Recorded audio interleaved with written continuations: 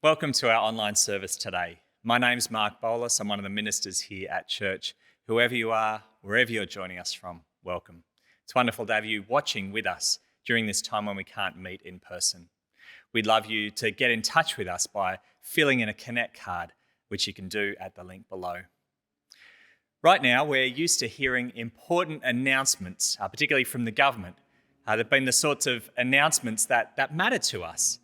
And they matter to us because they could change our day, our week, our plans for the future, what we can and can't do at the moment. They could change things for our friends and family, for our community, maybe even our whole country. The most recent announcement a couple of weeks ago was that once the 70% target of double vaccinated people is reached, churches can choose to open again.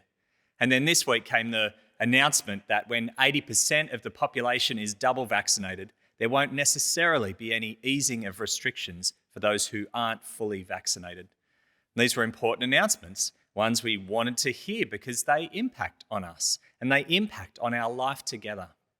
Now, in your email inbox, you should have received another announcement from Tom engaging with these government announcements. If you haven't received it yet and you want to, then please connect with us about that. But as we begin our time together today, I want to ask you to imagine what it would be like if the important announcements from the government just stopped. Gets to 11 a.m, nothing happens. No press conference, no media scrum, no tweets. What if that happened?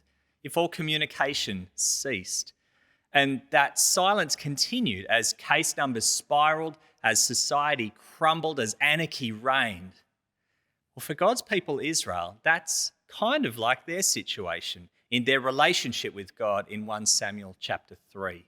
As a nation, they are in crisis and they aren't hearing from the Lord about it. The word of the Lord is rare for them. Now, it's great that during our time together today, we get to hear from God. We get to turn down the noise of our world and we get to tune in to God's announcement. An announcement that matters to us, that changes things for us. As Michael reads to us and as Pip preaches from 1 Samuel 3, we get to hear what God had to say to his people back then.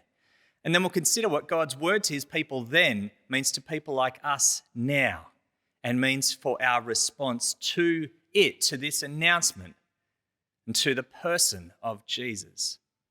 Now, during our service, we'll also be hearing from Abby, and she'll be sharing with us how she's been going this year, what it's been like serving here at church, what she's been studying, and what she has ahead of her in her Year 13 program.